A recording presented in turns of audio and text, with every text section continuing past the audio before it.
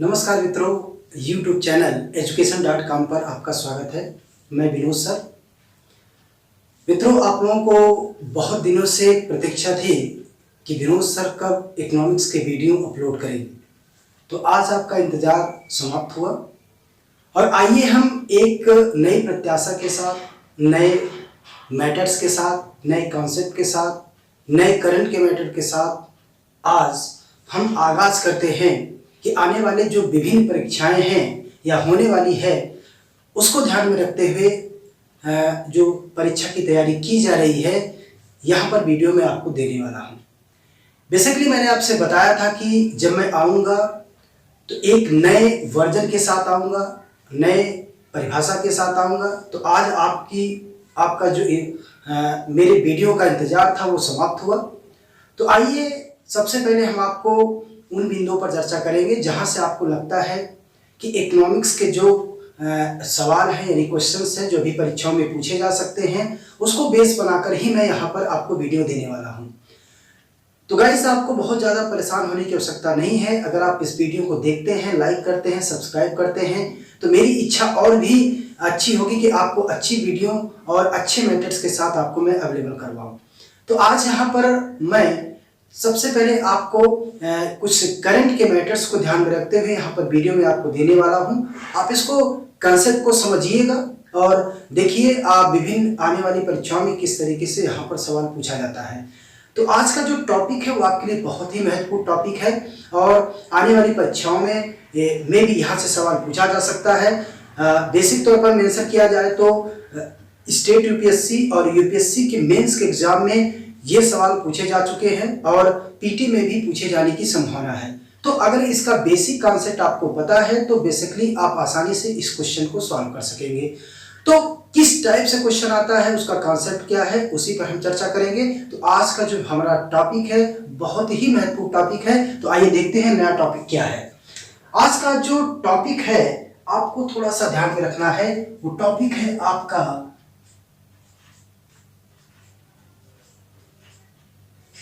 वित्तीय समावेशन, यानी कि इसको आप लोग ध्यान देंगे तो फाइनेंशियल इंक्लूजन।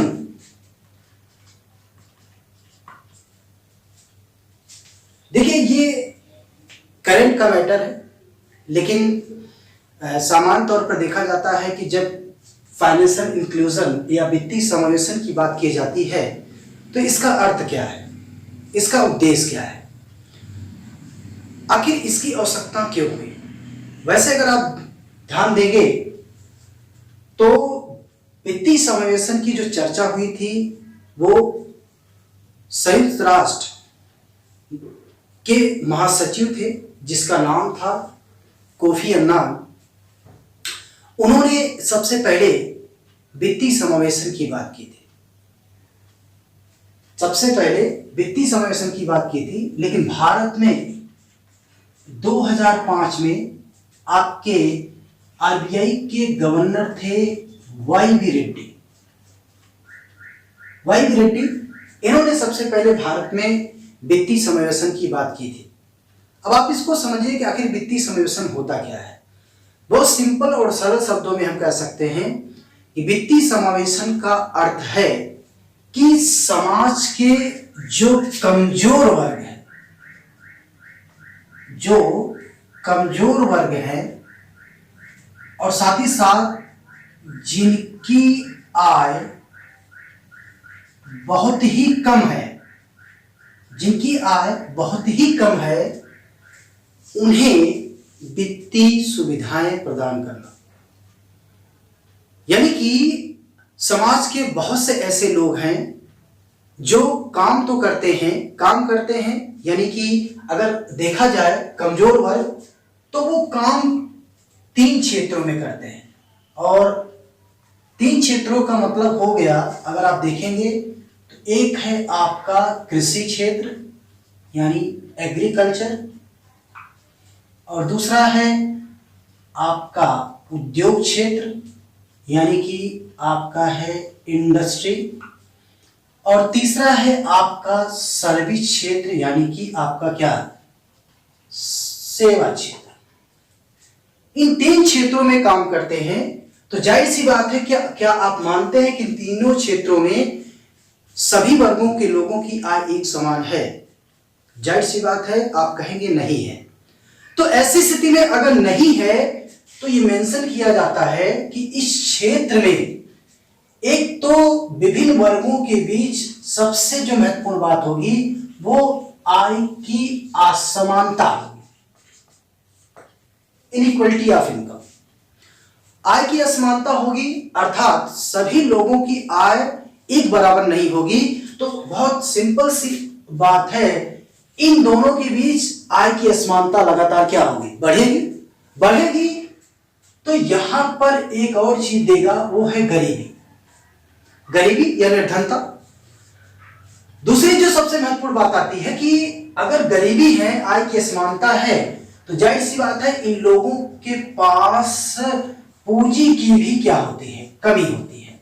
कारण क्या होता है कि चूंकि आय का स्तर इसलिए कम है क्योंकि ये रोजगार इनके पास नहीं होते, और रोजगार नहीं होते हैं तो इन क्षेत्रों में काम तो करते हैं, लेकिन जब काम करते हैं तो वो आय का ज्यादातर हिस्सा वो बेसिकली क्या करते हैं, कंजप्ट कर लेते हैं, यानी कि उपभोग कर लेते हैं।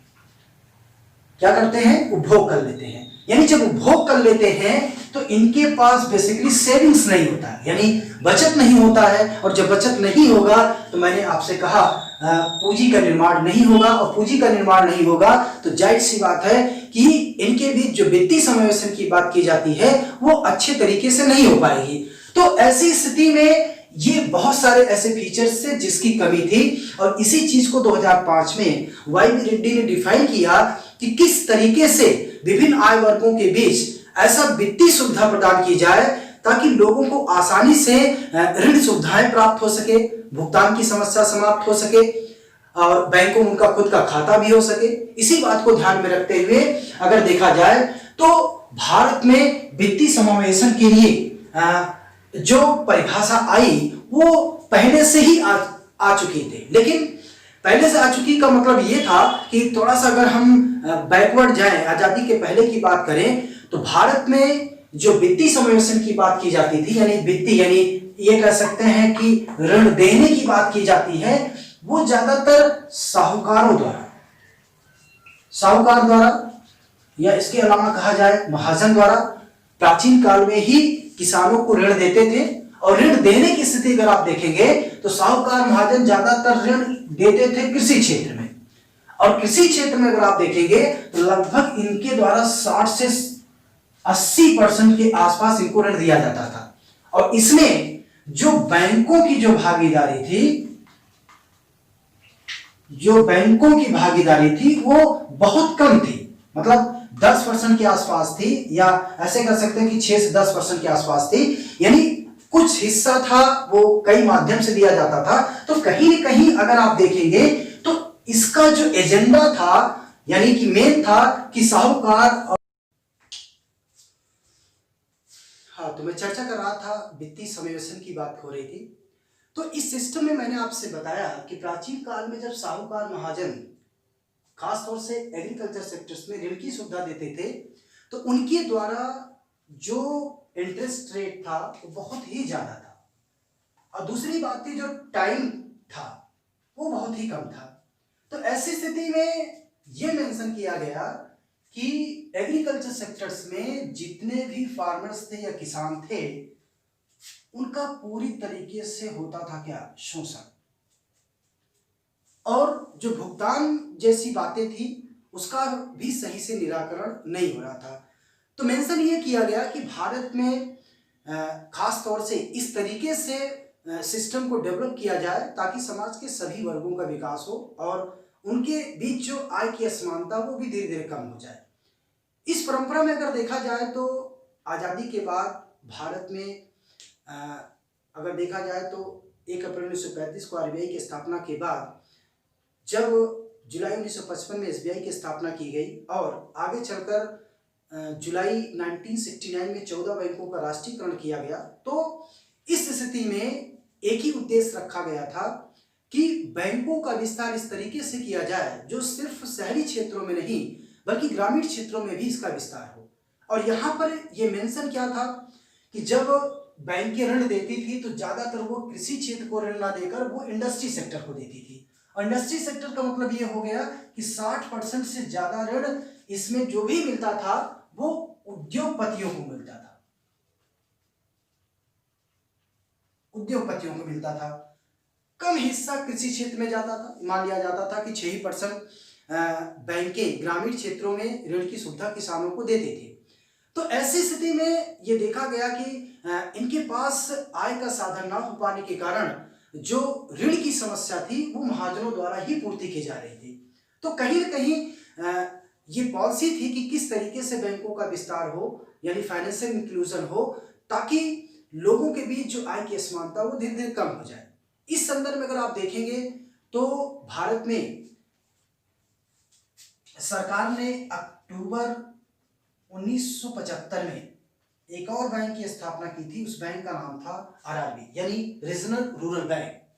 और सरकार की जो पॉलिसी थी वो पॉलिसी यही थी कि ग्रामीण क्षेत्रों में, सुदूर क्षेत्रों में जहां पर शाखा नहीं है या इसके अलावा जो बैंकिंग प्रणाली प्रक्रिया कठिन है उसको सरल बनाकर और साथ ही साथ महाजनी व्यवस्था को समाप्त करके इस तरीके से बैंकों का विस्तार किया जाए ताकि आसान किस्तों पे, आसान शर्तों के साथ, कम ब्याज दर पर आसानी से भुगतान के माध्यम से ऋण की सुविधा यानी कि समाज के कमजोर वर्गों को दिया जा सके। तो इस संदर्भ में भारत में अगर देखा जाए तो 1975 में आरआरबी बैंक की स्थापना के पीछे सरकार की यही पॉलिसी थी। और इस पॉलिसी में अगर आप देखेंगे तो इन्होंने राज्य स्तर पर राज्य सहकारी बैंक, जिला स्तर पर जिला सहकारी या केंद्रीय सहकारी बैंक और प्राथमिक स्तर पर या ग्राम स्तर पर प्राथमिक सहकारी बैंक की स्थापना की बात की गई। यानी कि इसका विस्तार उन्हीं क्षेत्रों में किया गया, यानी सुदूर क्षेत्रों में किया गया जहां पर बैंकिंग सुविधा नहीं थी। तो इसमें सरकार की पॉलिसी यही थी, अगर इनको आसान दरों पर इनको ऋण की सुविधा दी जाएगी तो कहीं न कहीं लोग ऋण लेंगे, व्यवसाय करेंगे, तो आय का हिस्सा बढ़ेगा धीरे धीरे और लोगों को भी रोजगार मिलेगा, बचत बढ़ेगा, इन्वेस्टमेंट होगा, पूंजी का निर्माण होगा। तो धीरे धीरे सिर्फ देश का ही विकास नहीं होगा बल्कि विभिन्न वर्गों का भी विकास होगा। इससे देश में जीडीपी और जीएनपी का स्तर भी क्या होगा, बढ़ेगा। तो पॉलिसी को अगर हम देखें तो सरकार की पॉलिसी बिल्कुल क्लियर थी कि किस तरीके से सुदूर क्षेत्रों में और ग्रामीण क्षेत्रों में कम आय वर्गों को ऋण की सुविधा देना है। अब इस संदर्भ में अगर आप देखेंगे तो 2014 में प्रधानमंत्री जन धन योजना भी भारत में आया। अब इस योजना के माध्यम से सरकार की पॉलिसी क्या थी? पॉलिसी ये थी कि ग्रामीण क्षेत्रों में ऐसे लोग हैं, यानी चाहे वो किसान हो या छोटे मोटे उद्योग धंधे वाले हों, कुटीर उद्योग धंधे वाले हों, शिशु उद्योग धंधे वाले हों या इसके अलावा किशोर धंधे वाले हों, तरुण धंधे वाले हों। अब एक शिशु, किशोर, तरुण क्या है इसकी चर्चा हम आगे आपको बाद में करेंगे। तो ये धंधे वाले हों यानी एमएसएमई वाले, जैसा कि आप बीच में आपने देखा वित्त मंत्री सीतारमण ने इसके संदर्भ में भी आपको परिभाषा दी, इसके बारे में भी हम आगे चर्चा करेंगे। लेकिन यहाँ पर जो मैं चर्चा कर रहा हूँ वो फाइनेंशियल इंक्लूजन की बात कर रहा हूँ। तो इस संदर्भ में अगर आप देखेंगे तो प्रधानमंत्री जन धन योजना के तहत सरकार ने पहली बार ग्रामीण क्षेत्रों में, सुदूर क्षेत्रों में बैंकों को निर्देश दिया कि अपनी शाखा का विस्तार करें, भुगतान प्रणाली को आसान बनाएं, यानी कि शाखा का विस्तार, भुगतान प्रणाली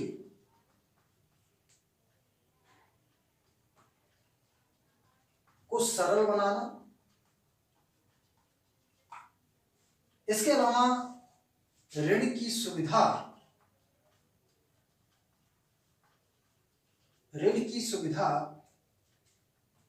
कम ब्याज दर, साथ ही साथ अगर आप देखेंगे इसके पीछे जो इनकी स्थिति थी, एक तो जीरो बैलेंस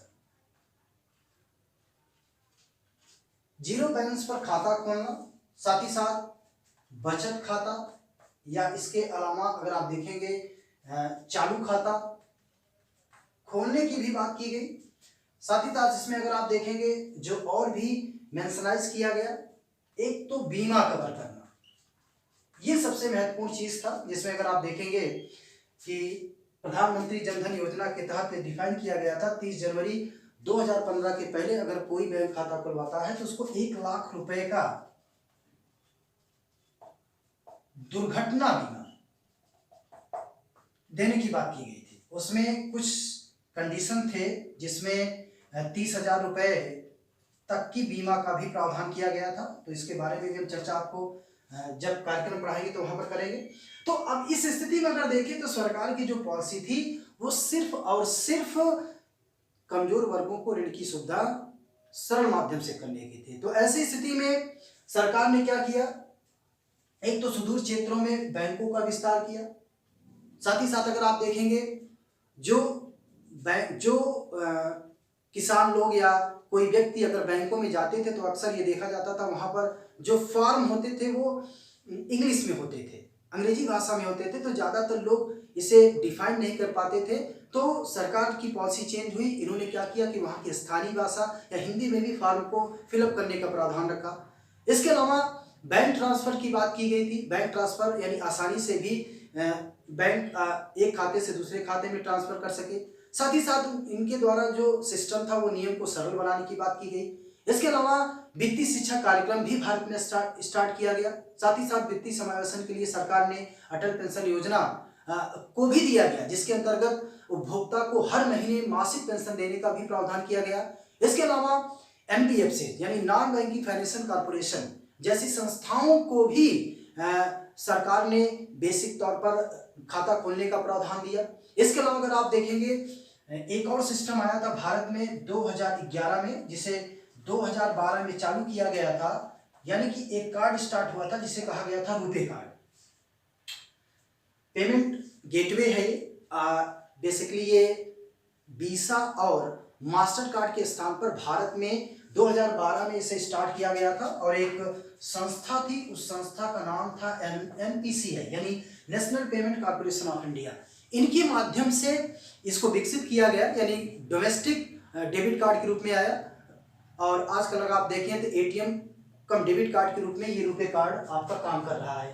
तो कहीं न कहीं अगर देखा जाए तो ये घरेलू कार्ड के रूप में इसलिए विकसित किया गया ताकि आसानी से लोगों के पास ATM की भी सुविधा हो सके। तो यानी सरकार की पॉलिसी थी कि अगर किसान बैंकों से ऋण लेता है या उनकी सुविधा प्राप्त कर सकता है तो भुगतान प्रक्रिया को सरल बनाने के लिए सभी बैंकों को रुपे कार्ड को ATM और डेबिट कार्ड को सरल बनाने की बात की गई। तो इस स्थिति में अगर हम देखें तो कहीं न कहीं सरकार की पॉलिसी थी कि सरल तरीके से लोगों को ऋण की सुविधा देना। इसके अलावा और भी बहुत सारी बातें थी जिसमें अगर मान लीजिए कि ऐसी बैंकें जिनके पास ऋण की सुविधा नहीं है, इसके लिए अगर आपने देखा होगा कि समय समय पर सरकार द्वारा लगभग 20,000 करोड़ से अधिक बैंकों को भुगतान प्रक्रिया को सरल बनाने के लिए फंडिंग भी किया गया ताकि आसानी से वो लोगों को ऋण दे सके। साथ ही साथ अगर आप और देखेंगे और भी सरकार ने इस प्रक्रिया को सरल बनाने के लिए कहा कि अगर बैंकों के पास ऋण की सुविधा नहीं है अर्थात उनके पास फंड की कमी है तो बड़ी जो बैंकें हैं वो छोटी शाखाओं को गोद लेकर के यानी फंड की सुविधा देकर के उन बैंकों के माध्यम से लोगों को ऋण की सुविधा दे। साथ ही साथ अगर आप देखेंगे एक और सिस्टम था जिसमें अगर आप लोगों को पता होगा भारत सरकार द्वारा एक और कार्यक्रम आया था मुद्रा योजना। ये 2015 में आया था, यानी micro unit development refinance agency. Basically ये मुद्रा योजना जब आया तो बेसिकली एक संस्था थी CDB यानी small industrial development bank of India, इसके माध्यम से स्टार्ट किया गया था और डिफाइन किया गया था कि खास तौर से एग्रीकल्चर सेक्टर में इंडस्ट्री सेक्टर्स में जो शिशु उद्योग हैं यानी 50-50 हजार तक और जो किशोर उद्योग हैं ऐसी स्थिति में डिफाइन किया गया कि जो शिशु उद्योग हैं उन्हें 50-50 हजार, जो किशोर उद्योग हैं उन्हें 50,000 से 5 लाख रुपए तक, और जो तरुण उद्योग हैं उन्हें 5 लाख से 10 लाख रुपए देने का प्रावधान किया गया। तो सरकार की जो पॉलिसी थी बेसिकली यही थी कि ग्रामीण और शहरी क्षेत्रों में लोगों को सरल और आसान शर्तों पर ऋण की सुविधा देना है, और इसी चीज को आज के संदर्भ में देखा जाए तो इसी को फाइनेंशियल इंक्लूजन या ऐसे कह सकते हैं कि वित्तीय समावेशन कहा गया। तो सरकार की जो पॉलिसी थी वो वित्तीय समावेशन के संदर्भ में थी, लोगों को विकास करने के संदर्भ में थी, आय की असमानता को कम करने की संदर्भ थी, ऋण प्रक्रिया प्रणाली को सरल बनाने के संदर्भ में थी, जिसके कारण लोगों की बचतें बढ़े और ऐसी स्थिति में देश का आर्थिक और सामाजिक क्या हो, विकास हो। इसीलिए वित्तीय समावेशन को अगर हम देखें तो इसे सामाजिक समावेशन यानी वित्तीय समावेशन को अगर हम देखें तो इसे सामाजिक समावेशन या समावेशी विकास की भी बात की जाती है। तो आज का जो टॉपिक था वो करंट का टॉपिक था। तो गाइस आप इसको देखिए, समझिए, और जो भी इसके महत्वपूर्ण पार्ट है इसको आप नोट करिए। तो आज का जो टॉपिक है आपको कैसा लगा आप हमारे कमेंट बॉक्स में कमेंट करिए। बाकी आने वाले समय में आपको इसी तरीके से वीडियो मिलता रहेगा, लेकिन जब आप लोगों का प्यार हमें मिलना चाहिए, आप लाइक करिए, सब्सक्राइब करिए। तो जितने लाइक, व्यूज और सब्सक्राइबर मेरे बढ़ेंगे मैं उतने अच्छे मैटर के साथ फ्री में आपको वीडियो यहाँ पर देता रहूँगा। पेड क्लासेस नहीं चलने वाली है जब तक आप लोग सहयोग नहीं करेंगे, क्योंकि यहाँ पर मेरी सिर्फ एक ही मंशा है, मैं आपको अच्छे वीडियो के साथ, अच्छे मैटर्स के साथ इकोनॉमी के वीडियो और इसके अलावा और भी जो करंट के मैटर्स वो वीडियो आपको मैं अवेलेबल कराऊँ। आज तक के लिए इतना ही। ओके।